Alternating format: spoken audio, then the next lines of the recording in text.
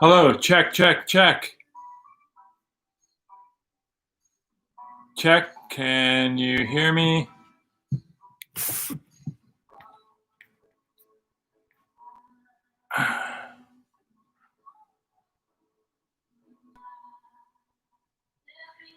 Hello?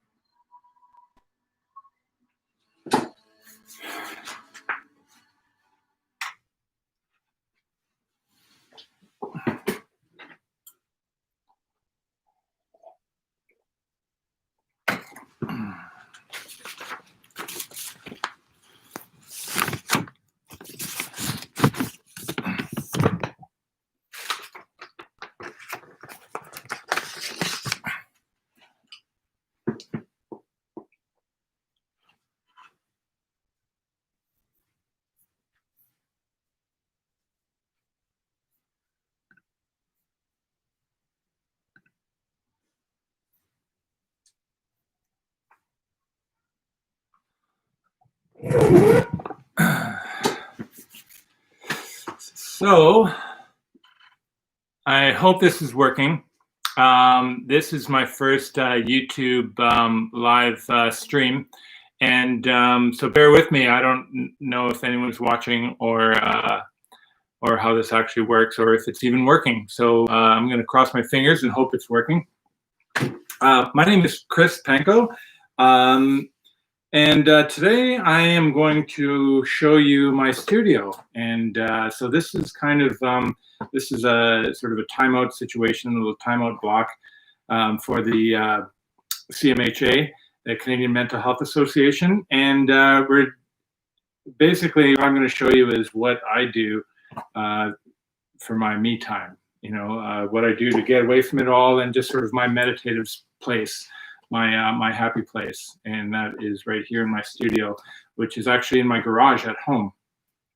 So, so I'm doing this in support of the Canadian Mental Health Association and the CMHA.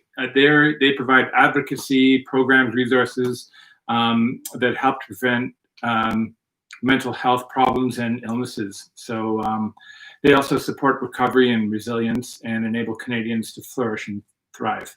So Ride Don't Hide, which is the event that's happening right now, is a CMHA's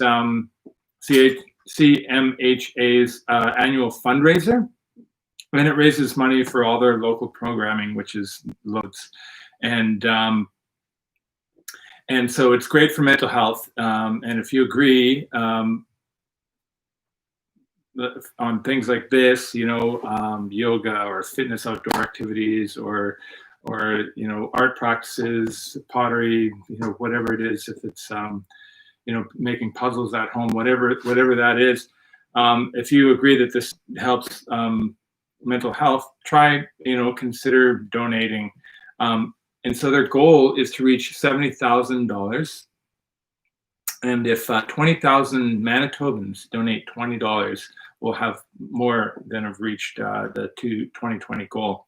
So yeah, if you like this video or if you like what's going on with the Canadian Mental Health Association, then consider donating. Now,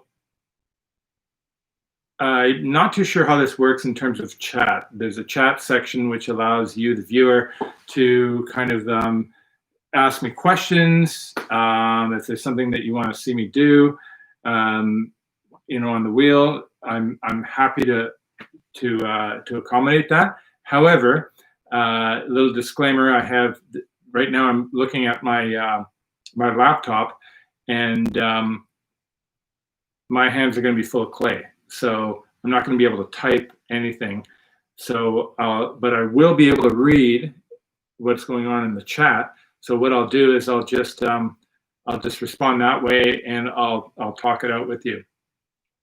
So I thought what I'd do today is just kind of a typical sort of evening in the studio, And what I'm going to do is I've got some clay ready here. I'm going to do sort of a little run of mugs, and they're going to eventually be something not unlike this one here that I'm drinking out of. And then I'm going to do like a little run of bowls. And I figured maybe I'd make a pitcher or something, and maybe like a dinner plate or something like that. So right now I have a couple kind of commissions that I'm working on, and so usually I'll do kind of, you know, runs of certain things, like a run of mugs or like a run of bowls, and just kind of work in series like that.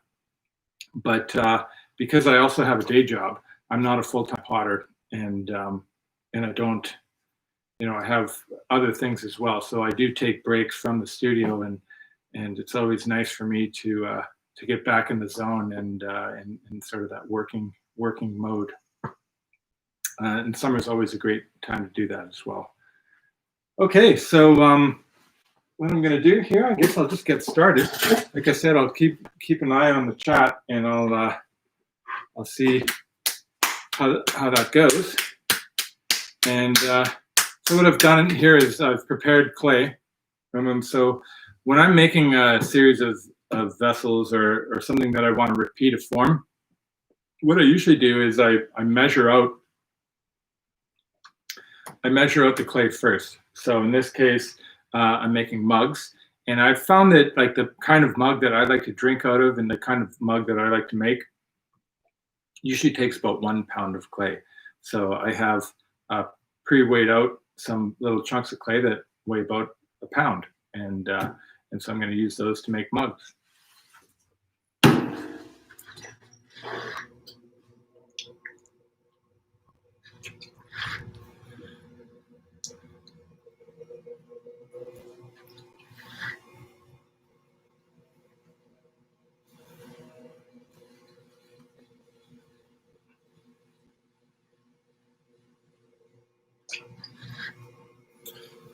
So the key is centering. And one thing I've found weird about centering is, I don't know if there's some of you that, if anyone's watching that is interested in being a potter, or anyone who's, you know, just likes watching people work in their studios. But what I'll kind of treat this as a bit of a lesson, and just to kind of help keep the ball rolling. And so what I usually do is I'll start by centering the clay. Now I find that as you kind of build your aesthetic and you get more used to the wheel and the spinning clay, the centering part becomes a little bit less important. I find that when you're first getting out, like centering clay is like one of the most difficult things you can do, and you spend so much time centering it, and then when you knock it a little bit off center, all of a sudden things go haywire. And then as you kind of get more comfortable with clay, centering just happens like really easily, and then you kind of want to maybe throw things a little off center just to give it a little bit more, you know, character, or you know, just to make it a little bit different and not such a rigid form. So when I'm centering, I usually don't spend a whole lot of time centering. Kind of build it up, push it down. So what I'm doing right now is kind of wedging on the wheel, and then I always start by making my center hole, opening it up,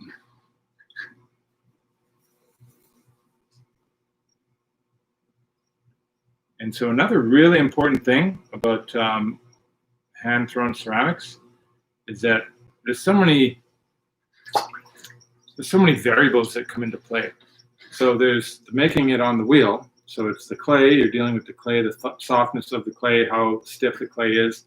So you're struggling with the clay, and then you have to let it dry. So letting it dry, if you let it dry too fast, you might get some cracks. If you let it dry too slow, you know, some other weirdness happens. So you always want to try to like control the drying, and also compressing it on the bottom. So when you're when you're opening up this clay, what happens is you're stretching the clay particles apart, and what's happening is that clay has a memory, and then when it goes into the kiln and gets fired, what happens is sometimes those clay particles will want to separate again, and you'll get a crack. So there's, the working at it in the green state or the wet state, and then there's working at it at sort of a leather hard state, and then there's putting it in the kiln. So you fire it to what's considered a bisque temperature, and that just makes it kind of hard enough. It gets rid of the physical water in the clay, and it makes it hard enough that you could handle it and then glaze it. And then after you glaze it, it goes in the kiln again. So all these steps, it has its own, its own problems that the potter has to deal with. And by the end of it, if you can get a product that is successful, bonus, okay? And then of course you got to sell it. But it's just one of those things. It's a labor of love. I mean, you can go and buy a mug at a store, and it's a factory-made mug, and it's going to serve as a mug just perfectly. But nothing beats drinking a morning coffee out of a handmade mug. And then so you'll get an idea of like how much love and attention goes into making handmade wares. And I find mugs in particular, because it's something that almost everybody uses, I find it's kind of like the potter's calling card in a way. So I just love making them. I love using them, and I feel like it's just kind of one of the things that when I'm in the studio and trying to get into the groove, it's one of the things that I often start out making. So let's hope I didn't lose my train of thought here.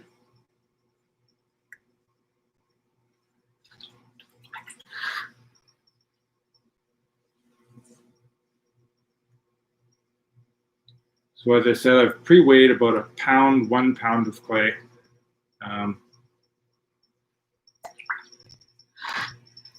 And I find that just gets me, I basically make the kind of mug in the shape that I like to drink out of. So when I'm making a mug, I'm thinking about what I personally like in a mug, right? And so I don't like them too big, because I find the coffee will get cold. And I don't like them too small, because then I got to get up and get more coffee. So it's kind of like a perfect size. And that I've found over time is about 1 pound. Okay, so I've got my basic shape. Now, unfortunately, because I just found out about this the other day, or yesterday, I'm not going to be able to be putting handles on these mugs. So what I'm doing right now is just kind of making the body of the mug, and then I wait for it to get what we refer to as leather hard or cheese hard, and that's basically where the clay is not so floppy anymore, and you can handle it, but it's still wet enough that you could sort of attach pieces to it like a handle. And it's not going to lose its form if you pick it up and stuff. So the leather hard stage is kind of what you got to wait for.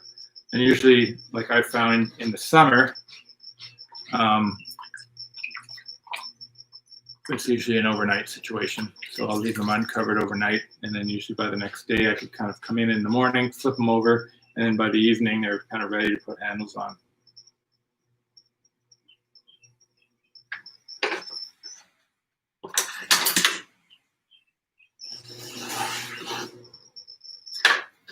So looks like there's a few more people watching.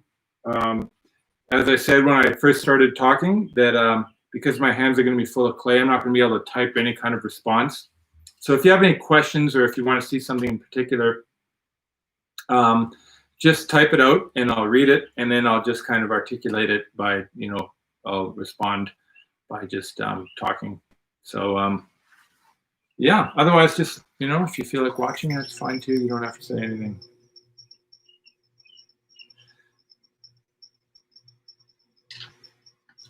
So yeah, this is kind of my my happy place where I like to spend my evenings. Usually take the dog for a little walk, and then I just kind of come in the studio, make some pots, do some drawings, put on the music. And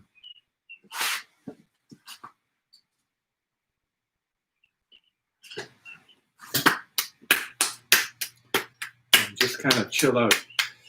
You can't see him over there, but my dog's sitting right there. He likes to hang out in here with me too. And we just got a new puppy as well. So she's actually sleeping in here. So 2 dogs now. It's great. I love dogs.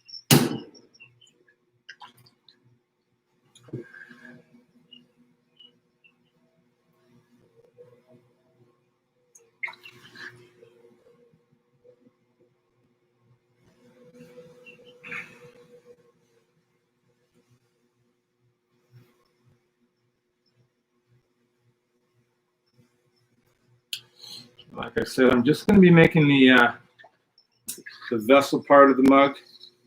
I'm not going to make the handles tonight because they have to set up. They have to get a little bit drier. So I'm just going to throw about 6 or 8 of these, and then I'm going to move on to something else.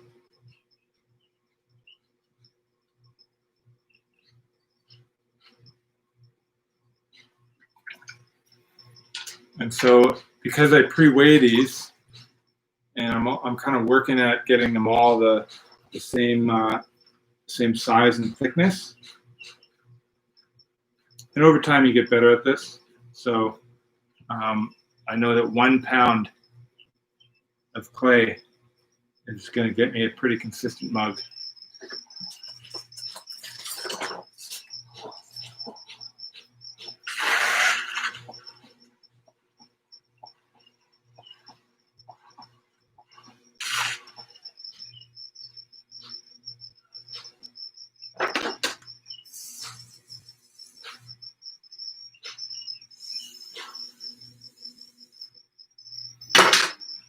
I like this little chamois tool, which is really just like a piece of leather. And I use that wet chamois to kind of just smooth out that rim. You know, it's all those little details that I think make a good mug. You know, it's got to feel good on your lips. It's got to feel good in your hand. You know, there's all those little details that you can't forget about. And when you're making mugs, you're pretty intimate with that mug, even more so than when you're drinking out of it. You get to really know what you want in it.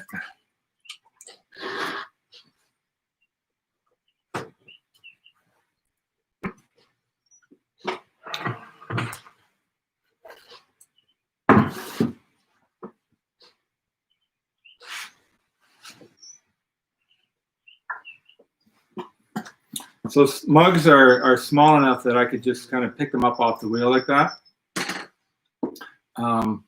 Whenever I start getting into bigger pieces, like if I'm making big salad bowls or something like that, or big jars, I usually make them on something like this. So this is a bat, and this sits on the wheel. There's 2 little holes here, and then 2 little pins that this sits on, so that it doesn't move around on the wheel. And it's great because you could throw something big that obviously is going to collapse if you try to pick it up, but you'll be able to just pick it up with the bat and move it around until it sets up enough to work on a little bit more.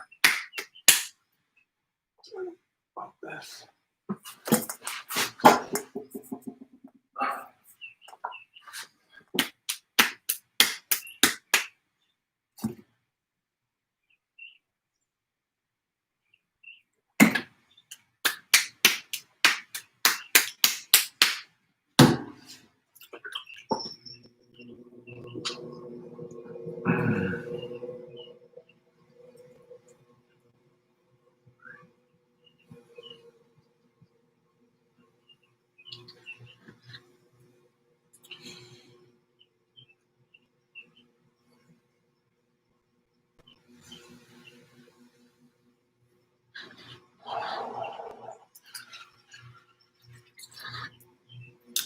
You know, that's one thing that I feel really fortunate having a studio like this, especially over the last 3 months with COVID, it's really allowed me to kind of cope with things a lot better, because I find that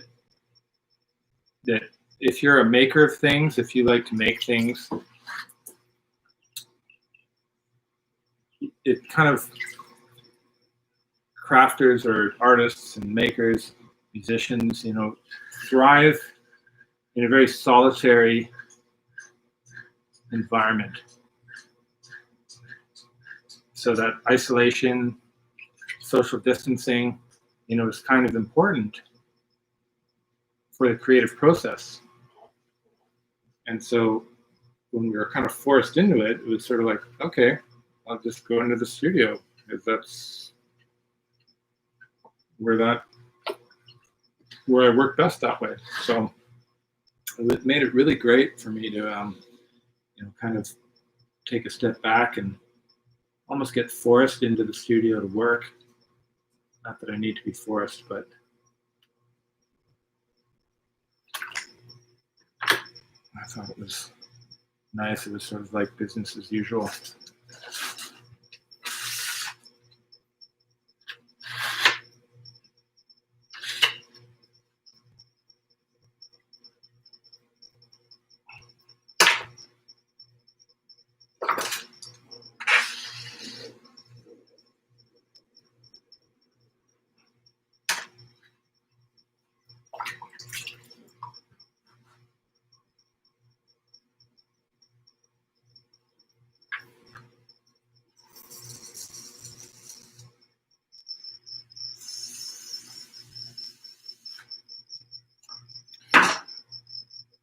Which this whole live streaming thing is kind of interesting, because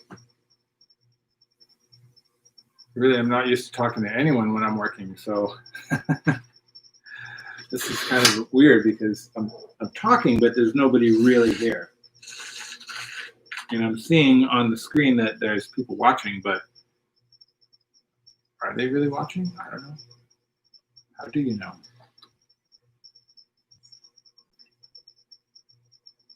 And do other people even find this interesting?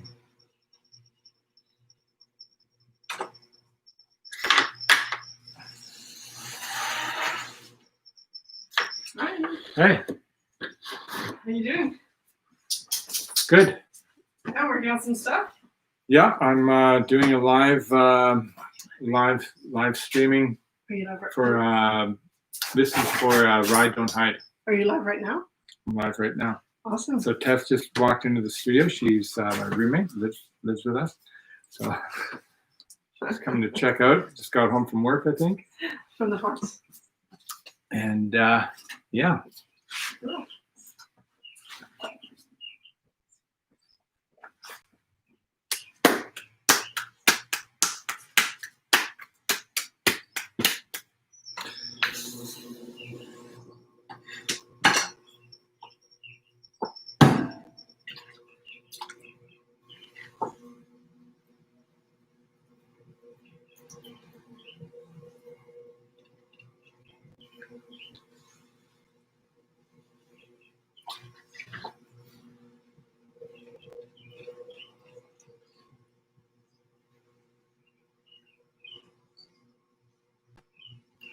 That's the thing about live streaming.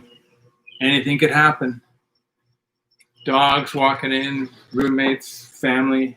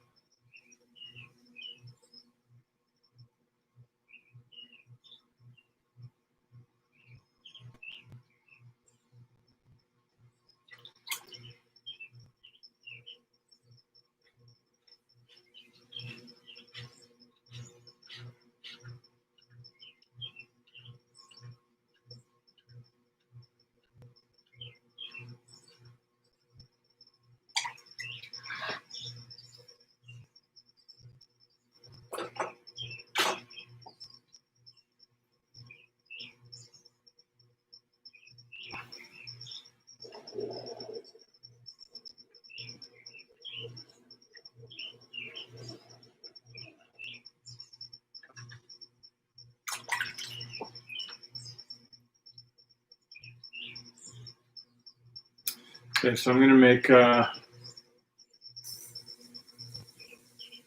one more mug, and then I'm going to work on some bowls.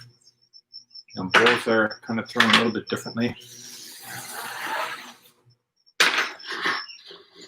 Where a mug is a very up and down sort of cylindrical form, bowl is a very open kind of form. And I've always really liked the ramen bowl as kind of like my ideal kind of bowl.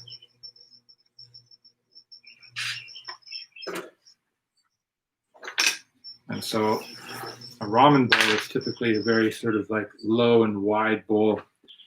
But I find that's a really great bowl because it's great for eating, you know, soup or a large salad or, well, just anything. You know, it's a very sort of open, welcoming form.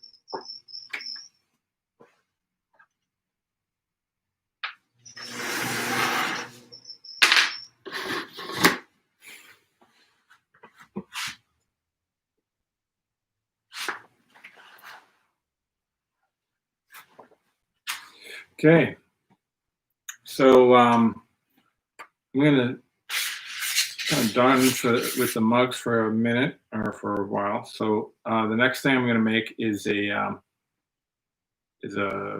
like a ramen style bowl. So I'm gonna change the baths for that. I'm gonna take this one off and put on that other one. This one. So this one's really great because it fits on those two little nubs I was talking about earlier. But then there's a smaller one here that has its own two little holes that sits on top. And so it takes up less of a footprint if you're making a bunch of things.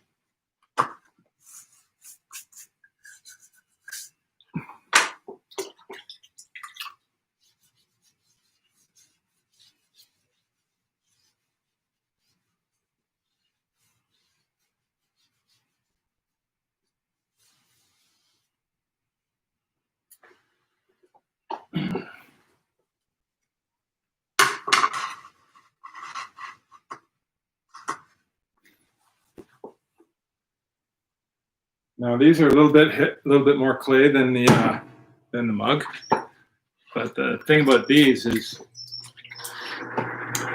after I throw this, I'm going to let them set up, and then I'm going to once they get to that leather hard stage again, I'm going to flip them over, and then I'm going to trim them. Use some tools like these, which unfortunately you're not going to be able to see today.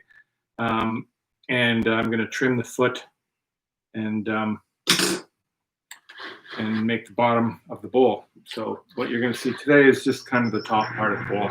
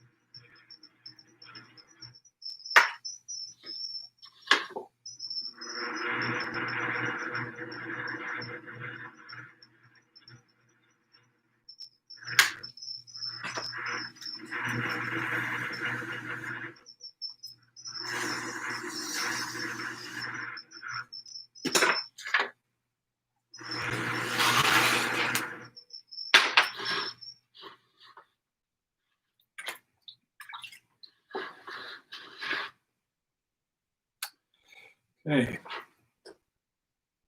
15 minutes left. I think I'd maybe try to throw something a little bigger.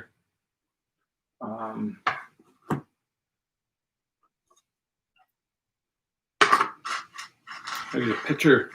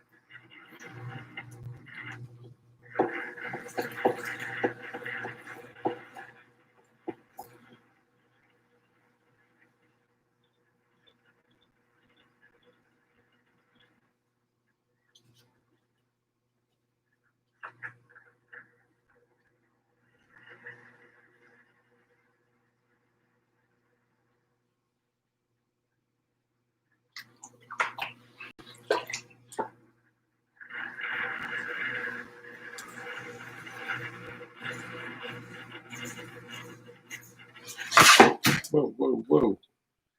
One thing about these little bats, if you're throwing something a little aggressive on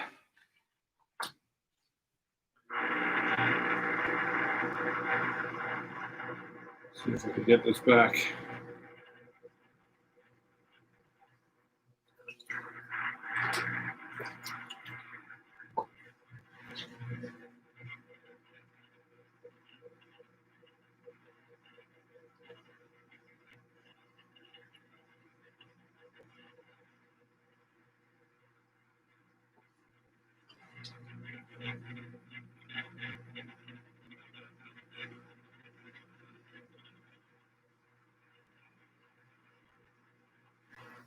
Okay, let me establish this.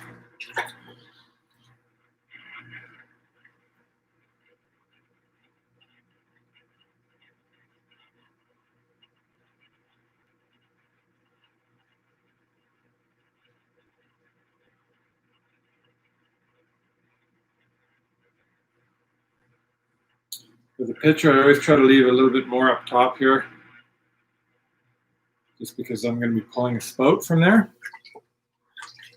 So I'm going to be kind of stretching it thin as I create that little pitcher spout.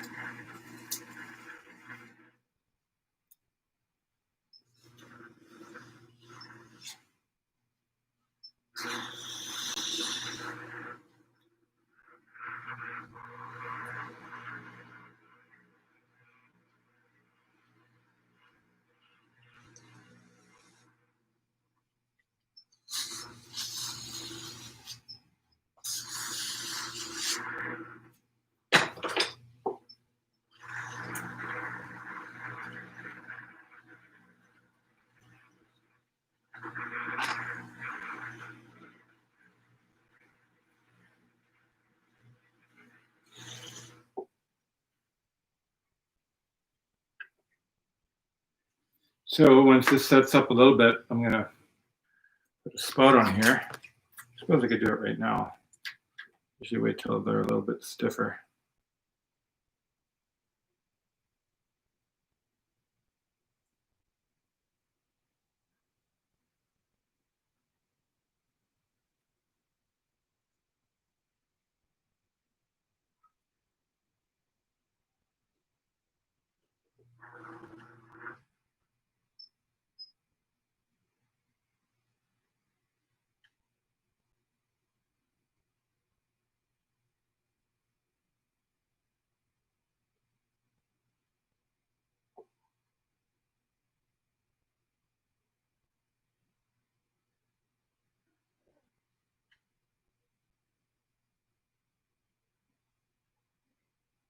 And so I started out pretty rough, and then as it sets up, kind of clean it up a little bit.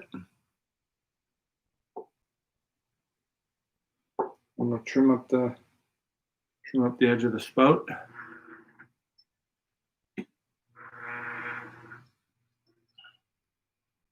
And then put a handle on it, and it's good to go.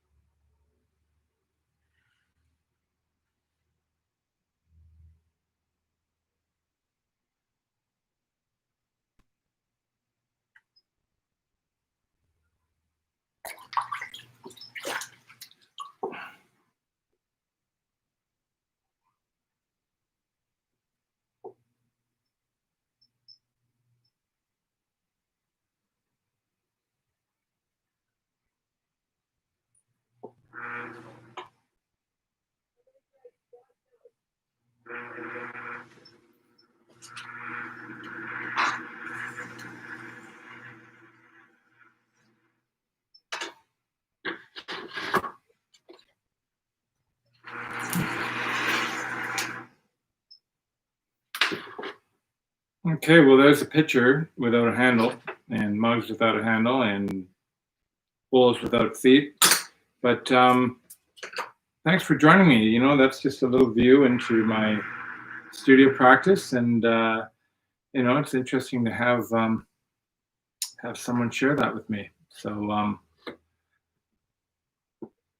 if you have time, donate to the Canadian Mental Health Association. And as I said before, $20. If 20,000 Canadians donate $20, they're going to reach their goal. And I mean, especially I find in these particular times, mental health is so important, and it is just a very notable and worthy cause to donate. So thanks again for watching, and see you later.